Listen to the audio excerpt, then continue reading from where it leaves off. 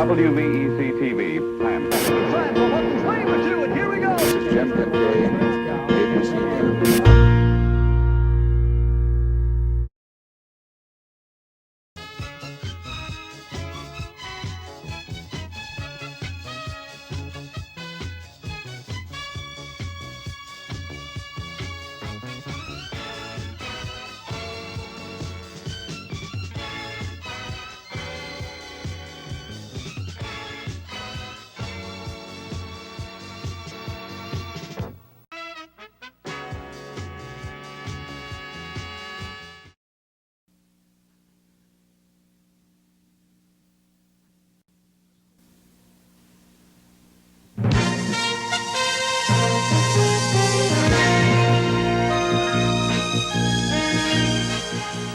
Tonight on Focus, Jane Gardner introduces you to the man who colors your dreams.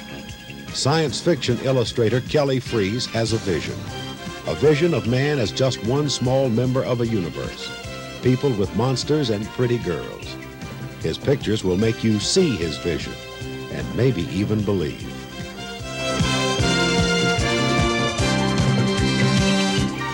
You'll believe in the benefit of athletic competition for everybody when Focus looks at the Special Olympics. Games where scores are relative, embraces are everywhere, and everybody's a winner. I'm Jane Gardner. We'll meet the man who colors your dreams in a moment.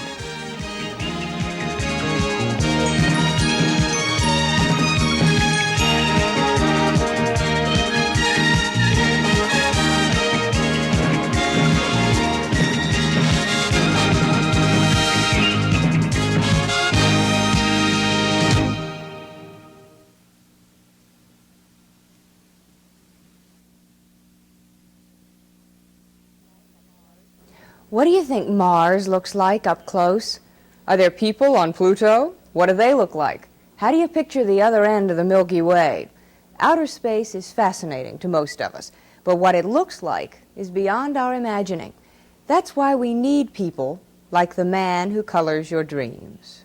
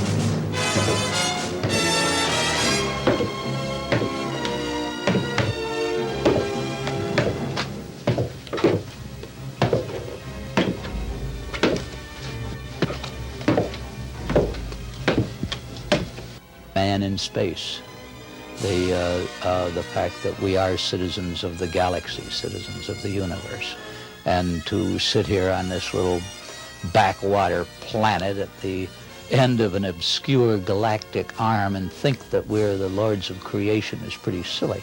We better be prepared to meet the people from out there. What the people from out there look like is the specialty of Kelly Freas. The science fiction illustrator's been picturing them for 30 years, giving form and flesh to otherworldly dreams, from the time when science fiction was a cult whose members numbered just a few hardcore, crazy-sounding escapees from reality. We spent most of our lives in the science fiction ghetto, where everybody says, oh, you do that crazy stuff?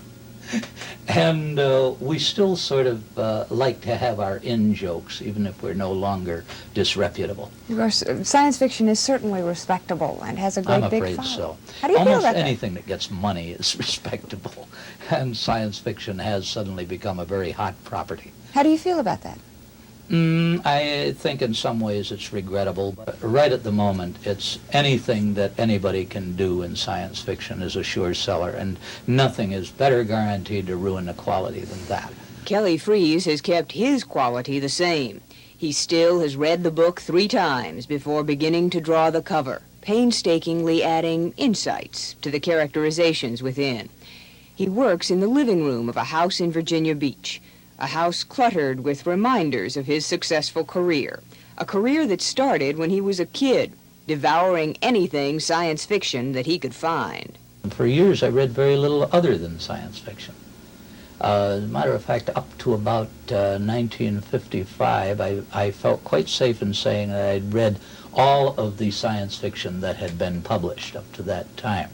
And then all of a sudden, the flood just washed over my head. And now I say I never read any science fiction except that I illustrate. Freas obviously now reads a little of everything, make that a lot of everything, and illustrates more than just books. These pictures were my own rough studies, airbrush studies, as a matter of fact, to work in a new airbrush for a story called Chamblot, which is being done as a record by Cademan. The story is an old one in which the spaceman hero meets the mythological snake woman, Medusa. And it's a bit of a shock to Northwest Smith when she peels off her turban and all those snakes come draping out. Now, the story is too well known to bother hiding the snakes, but I have taken a slightly different approach to it by using the feeling of the helpless attractiveness of the girl, even though she is the Medusa. What is it about girls? There is always a girl. She is always lovely. I like girls. What else? The early science fiction writers apparently didn't. The stories never had female characters to match those on the cover. They do now, of course, and Kelly Freas' covers are featured in shows and fill books about the now respectable art of science fiction. Why do you do this? For fun. I've done a lot of other things. I've done probably 500 illustrations involving Christian saints, mostly Franciscans of one sort or another. I've done an endless number of detective stories, westerns, so on. I've done a lot of advertising work, but nothing satisfies me. Nothing gives me the feeling of having accomplished something that a successful science fiction painting does for me. In your book, you're pretty scathing in your condemnation of people who do pure art, art for art's sake. Yeah, making a liar out of myself because I'm saying I paint for myself. I don't really. I'm a science fiction fan. And any science fiction fan either wants to draw so that he can illustrate the stories that he likes the way he wants to see them illustrated, or he wants to write so that he can correct all the things that Isaac Asimov and Ted Sturgeon did wrong. The memorabilia collected by this dean of science fiction artists give testimony to his fan status, and his work an attempt to visualize outer space right. What you do has been called picturing the future in literal detail. What do you think of that? My detail is seldom that literal. I use literal detail as a means for trapping my reader and leading him down the garden path.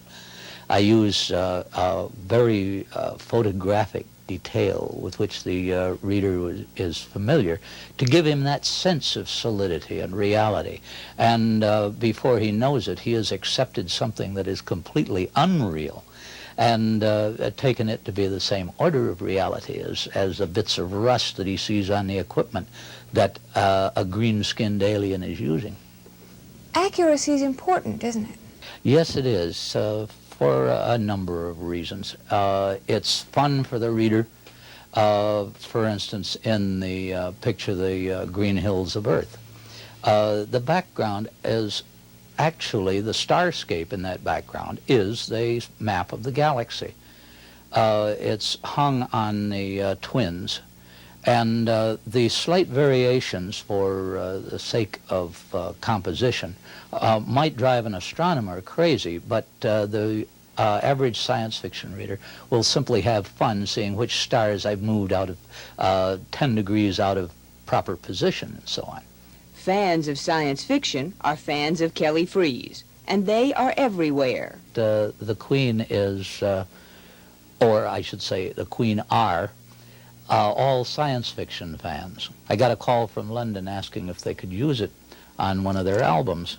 I was delighted, of course, and said, sure, go ahead, but wouldn't you like to have it modernized a little bit? So we rolled that around a while. They said, we'll call you back. A couple hours later, they called back and said, put the whole band in his hand. Well, I talked them out of that, and by the time I had finished talking them out of it, instead of a 12-inch square for a record cover, we had a 12 by 24 vertical panel. And I got another call from London saying, here we are with all of this beautiful white space inside. Now, what can we put on there? I said, oh, we'll think of something. My science fiction show at the Chrysler was on at the same time Queen came to Scope. And the band came in about 4 hours early so that they could get over to the museum and see the original of their album cover, which they themselves hadn't seen since they'd been on tour. And of course, we went to the concert. It was my first rock concert. Found it fascinating. It was the only place I ever was that the sound level was comparable to the press box at Cape Kennedy when a Saturn V takes off. Kelly Freas knows what that sounds like because of his involvement with the U.S. space program. He says he got in too late to do much good, but he tried. He designed most of the publicity posters NASA used in the early 70s. And the slowdown of the space program destroyed a fantasy the giver of fantasies had stubbornly held. We are in a position where we are going to expand into space. There is absolutely no question about it. Mankind is going into space. I'm lousy at languages. I'm going to hate having to learn Russian and Chinese just so that I can vacation on Mars or the moon. I think it's time we did it. Freas says the benefits of exploring space far outweigh its cost. Take the walk on the moon, for instance. 4.5 hours of one of the best science fiction movies ever made, shot on location, at a total cost per individual of $1.6525. How cheap can you get? You talk like somebody who believes this science fiction stuff. Yes, I believe it. It's a basic part of my philosophy. Our home is in the universe. We are not we're not intended to confine ourselves to one little mud ball. We should be moving out into the universe before the universe moves in on us.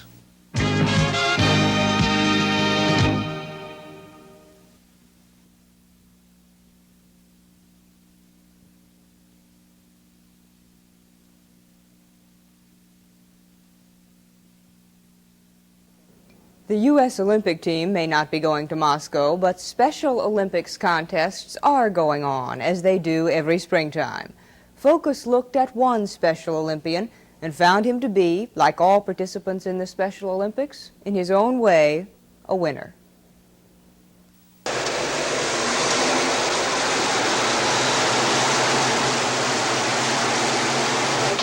Good morning, Philip.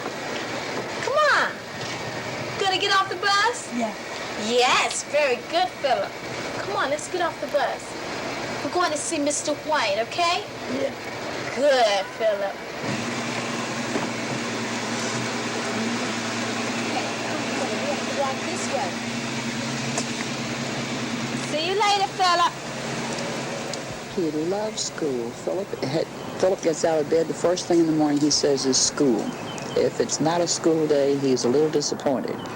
If for any reason he doesn't come to school, he's very disappointed. He loves his school, looks forward to school. Biggest thing in Philip's life. What is this picture of? A what?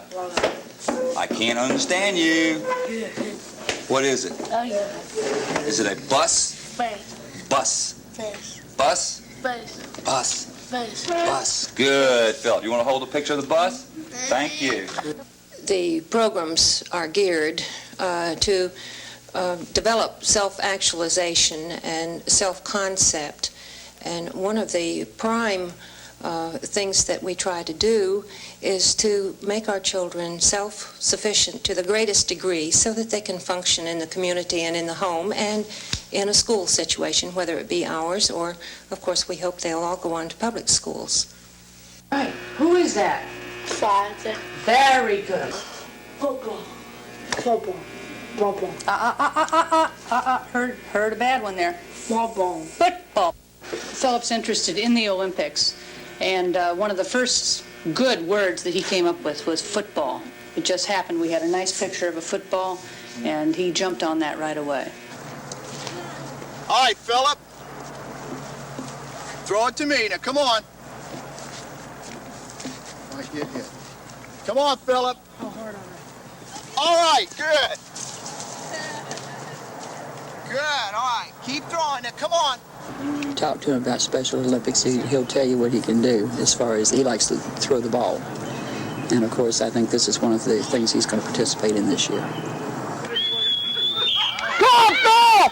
Come on, Phil! Come on, Phil! Come on, Phil! Come on, Philip! Come on, Phil! Come on, Philip! You're doing good, Philip! Come on, Philip! Come on, Philip! Come on, Phil! Come on, Philip! Hurry up, Philip! Hurry, Philip! All right! Philip, way to go.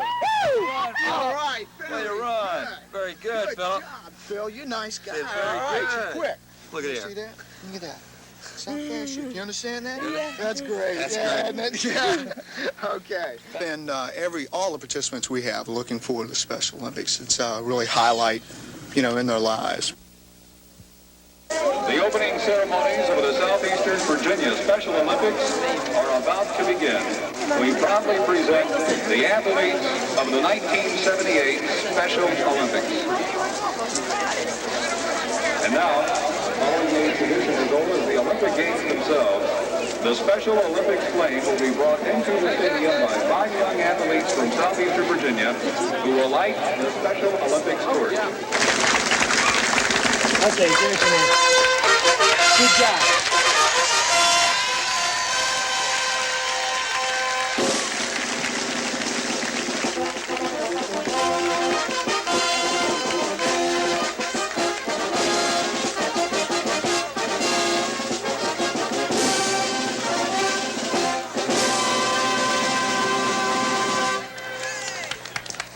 Yeah. Okay.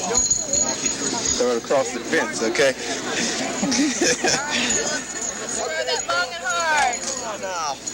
Okay.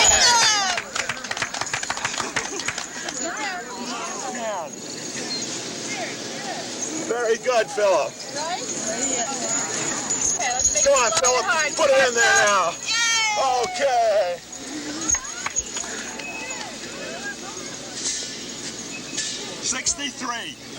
Yeah, it's 63. You got the highest so far. You're trying to hit her. Wait a minute. You gotta wait now. Wait till they count everybody out. Until everybody has a turn, right? Number 1? Is Philip. Philip. Where's Philip? Okay, Philip. Let's stand right out here, Philip. Wait a minute. Let's get them together. Okay, come on. Right out here where we can see. Okay, Philip. Turn around. There you go. All right, here we go. Yay, Philip. Yeah. Okay, who's next? Yeah. You did? Yeah. What'd you get? I did. You got a medal. Which one did you get? I did. Which one did you get? Did you? How about that? Oh, that's All right, Philip. Great. That's fantastic. I knew. Oh, you got it. Yeah. That's why you threw the ball. Good. way out there? Yeah. How'd he do? Hey, that's You got 69. 69. Philip? Gracious, so you've got muscles, haven't you? Best he's done. That's fantastic. Okay, that's Philip, good. you ready to go? You got some other stuff to do. Yeah, we're gonna go run now, okay? Good. Come on. You ready? Okay, Philip. Now, when you're running, I want you to run hard, okay? Yeah. You gonna run hard? Yeah. Okay. And I want you to run, and I don't want you to stop until somebody catches you at the end, okay? All right? Okay. Come on, Phil! Come on, Phil! Come on, Phil! Let's go! Let's go! Let's go! You can do it! Come on! Come on! Come on! Come on! Let's go! Let's go! Come on! Come on! All right! Great! All right! All right! Fantastic! Good. At the end of the race, there'll be someone there, we call him a hugger. We'll hug him. It's just great when they finish, you know, you see the smiles on their faces. It's fantastic. And they get rewarded, you know, get a medal or ribbon for all the participants. Every participant, no matter whether he places first or last, gets a ribbon. And it gets a hug and, you know, applause. And it's really rewarding. They have a good time doing it. See, look at you guys. That's very good. You got 2 gold medals. Good, Philip. Great.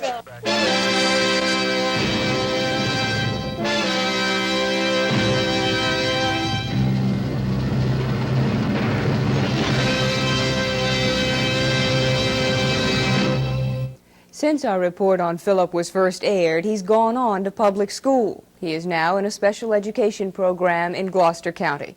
And a month ago, Philip Lupo participated in Middlesex County's first Special Olympics. His father told us Philip did very well.